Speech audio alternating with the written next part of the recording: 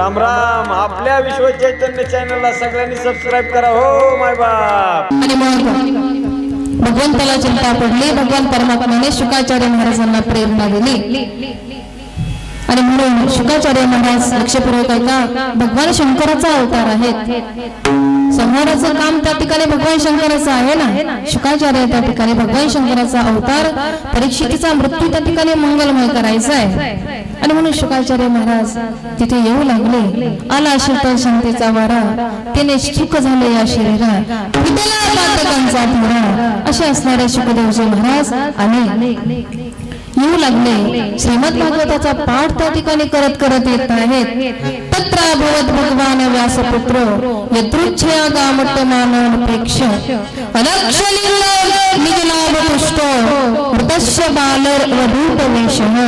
स्वच्छंदपणे पृथ्वीवर विचरण करणारे व्यासदेवजी महाराज तिथे प्रकट झाले. त्यांच्या अंगावरती वर्ण आश्रमाचा बाह्य कोणताच चिन्ह नाही. लक्षपूर्वक ऐका, अवधूत त्यांचा वेश आहे. 16 वर्षांचा अनुभव त्या ठिकाणी आहे. अतिशय सुकुमार असणारे शुकदेवजी महाराज तिथे आले. जणू त्या ठिकाणी सूर्यनारायणच त्या ठिकाणी पृथ्वीवर तलावर त्या ठिकाणी अवतरले.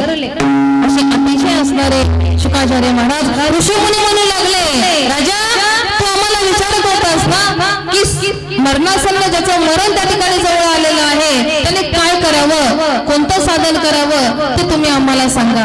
आम्हाला विचारू नको राजा, तू यांना विचार, शुकाचार्य महाराजांना विचार. हे त्या ठिकाणी तुझ्या प्रश्नाचं उत्तर त्या ठिकाणी देतील. आणि मग विचारलं राजाने, आता पृच्छामि संशुद्धिं योगिनां परमं गुरुं पुरुषस्य कार्यं प्रियमाणस्य सर्वथा. मला सांगा मुनिवर्य, देवाप्रमाणे या ठिकाणी तुम्ही आलात माझ्या उद्धाराकरता. आसन्न मरण माणसानं काय त्या ठिकाणी कर्तव्य करावं मला कृपा करून सांगा. ज्याचं मरण त्या ठिकाणी जवळ आलेलं आहे त्याने कुणाचा जप करावा, कुणाची भक्ती करावी, कुणाचं स्मरण करावं, त्याने काय कर्तव्य करावं आणि काय करू नये, काय वर्ज्य करावं, काय सेवा करावं हे त्या ठिकाणी मला सांगा. आणि मग त्या ठिकाणी आता शुकाचार्य महाराज त्या ठिकाणी राजा परीक्षितीला ही कथा त्या ठिकाणी सांगणार आहेत. या सगळ्या प्रश्नांची त्या ठिकाणी उत्तर त्या ठिकाणी देणार आहेत. कुणाचा जप करावा, कुणाचं भजन त्या ठिकाणी करावं सांगितलं. ऐक त्या ठिकाणी राजा, भगवान श्रीकृष्णाचं भजन करावं, त्याचं स्मरण करावं, त्याचा जप त्या ठिकाणी करावा. तेच त्या ठिकाणी आपलं कर्तव्य अशा प्रकारचं आहे. ज्याने पाप होईल असं कर्म त्या ठिकाणी करू नये असं त्या ठिकाणी या ठिकाणी सांगितलं. आणि इथे प्रथम स्कंद पूर्ण झालेला आहे. द्वितीय स्कंदामध्ये आपण उद्या पदार्पण करणार आहोत. खूप त्या ठिकाणी लांब जायचंय. भगवान परमात्मा त्या ठिकाणी आता करून त्यांनी घ्यावं त्या ठिकाणी आपल्याकडून करून. आणि उद्या आपण द्वितीय स्कंदामध्ये प्रवेश करणार आहोत.